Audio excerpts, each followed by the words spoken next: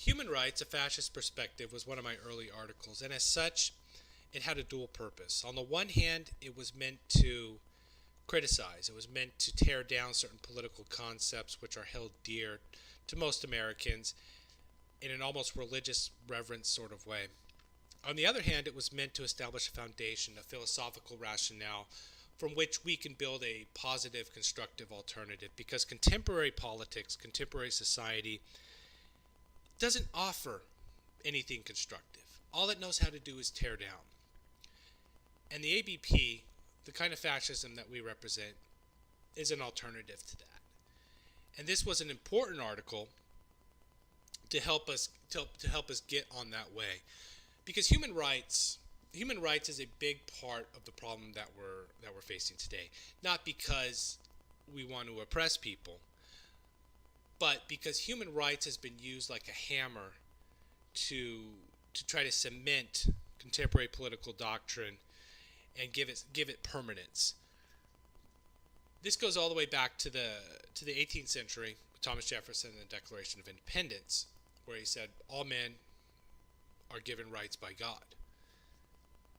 Now, there's been political philosophers since then that have tried to reinterpret this, make it more logical, because on the surface it doesn't make much sense, but the words are very clear, and it's shaped political thought and doctrine here in the United States, and subsequently has been a big source of our problems, because if a right is given to you by God, or if a right is yours by the fact that you're born a human being, you can't take that right away.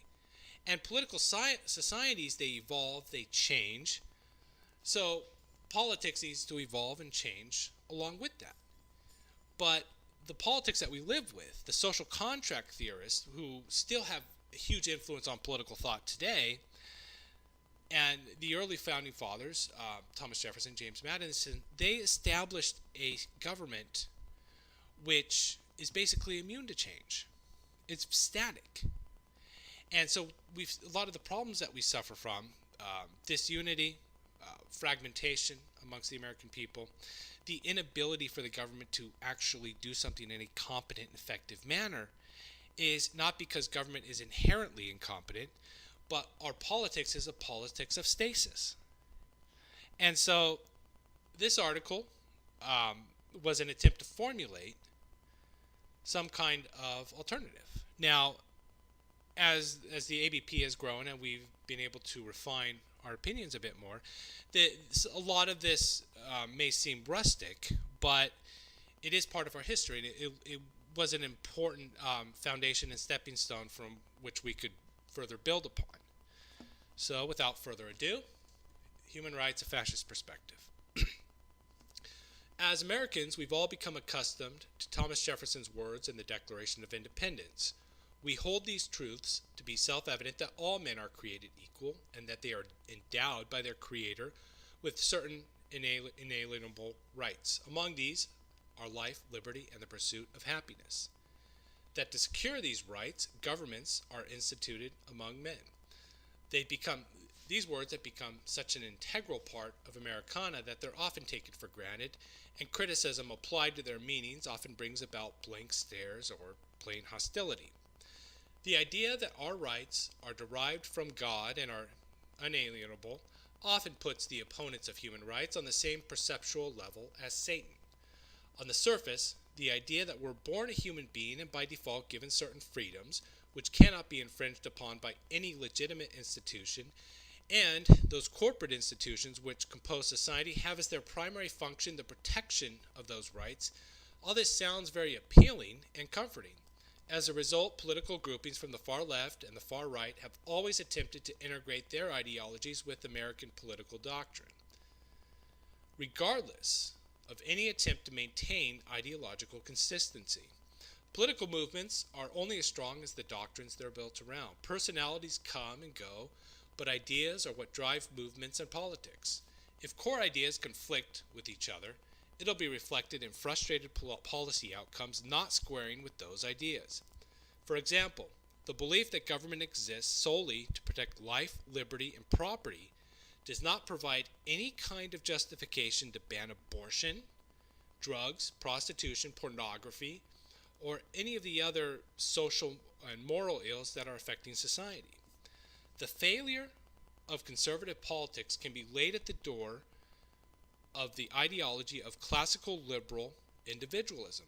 Fascism, to be successful, must be able to articulate opinions and ideas which add up and don't contradict each other, and if by doing so we sacrifice popularity in the short run, we will reap the rewards in the future. American exceptionalism often prevents us from looking at 1776 as a part of a greater string of events which continues to this day. Americans typically perceive it as the seminal event in world history ordained by God, something which outweighs any other era in world history. Theories of rights and government go back to the dawn of time, with each era affecting the development of the one succeeding it. The one commonality amongst the various doctrines of rights is the absence of anything resembling today's universalist interpretations. Nowhere amongst the ancient doctrines of rights is described a belief that being born a human being means inheriting a moral or legal entitlement to have or obtain something or to act in a certain way free from restraint by the state or other members of society, and then applying this theory in an egalitarian fashion to cover all of humanity. Instead, what you find is a system of privileges bestowed upon certain classes or individuals by the sovereign in exchange for a given service. Rights were the product of being a citizen of a political community and were given by the state. This is brought up not for the purpose of copying completely ancient conceptions of life, but to bring to a skeptical audience the idea that what they believe now to be the whole truth has not always been, and that there are valid alternative conceptions which have existed throughout time and continue to do so to this day. A valid conception of rights reflecting fascist thought and containing truths so as to effectively combat the modern notions of rights would have to be philosophical in nature. Modern thought on the issue first developed in the 17th century with the social contract and Enlightenment theorists, which, as described above, awarded rights on a universal basis based upon a shared conception of humanity. Given that human rights presuppose an ability of the person exercising them to actually use them, we have to ask ourselves, does this ability exist? And if so, what is the source? The Declaration of Independence gives credit to God, while the French Declaration of the Rights of Man doesn't credit any specific source. It simply states that men are born and remain free and equal in rights. What all rights advocates have in common is a very vague and hazy conception as to the source and the exact content which constitutes their rights. They're very effective at creating a fictional universe where rights are abstractly created and a theoretical man described as existing, than actually extrapolating their ideas from human history and nature. The fact that there's not one time in human history where people came together to form a state along the lines they described doesn't seem to bother them at all. There are also basic points of logic which are regularly missed, such as, in the American view, where are the biblical justifications for rights to be found? If God is the source, then how was this justification reached? The Bible?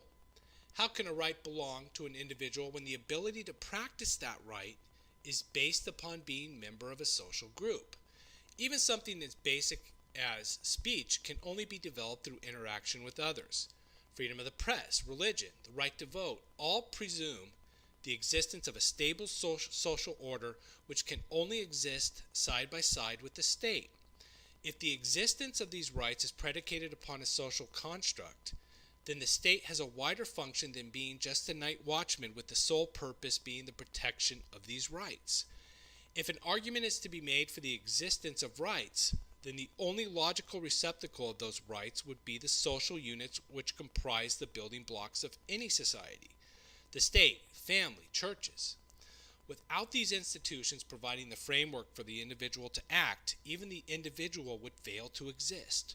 When individuals or groups receive a moral or legal entitlement to have or obtain something or to act in a certain way, more often than not, it is for services performed or is derived from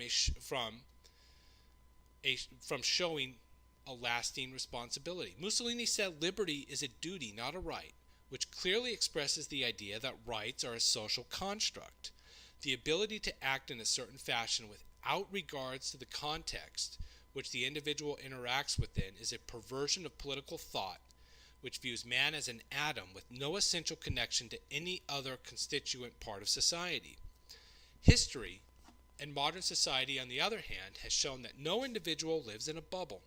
How that person lives their life has an effect on his neighbors and local community. This does not imply that the state should regiment the daily lives of each individual. It does imply, though, that the view that the state's actions should be limited to its necessary functions is one not based upon reality and is more of an abstraction. Alfredo Rocco, the great fascist theorist from the 1920s and 30s in Italy, said that there is a liberal theory of freedom and there is a fascist concept of liberty. For we too maintain the necessity of safeguarding the conditions that make for the free development of the individual. We too believe that the oppression of individual personality can find no place in the modern state. We do not, however, accept a Bill of Rights which tends to make the individual superior to the state and to empower him to act in opposition to society. If the source is social, then rights cannot be allowed to jeopardize the origin of that source. We are born with duties. Our existence requires it, whether it's to the family, which gave birth to us, the state, which instills civic virtue, or God, who provides salvation. It's through the fulfillment of these duties that we realize our true selves and earn our rights. As Hugo Spirito said, liberty is an idea to be conquered and not a right to be conserved or defended. Until next time, thank you very much.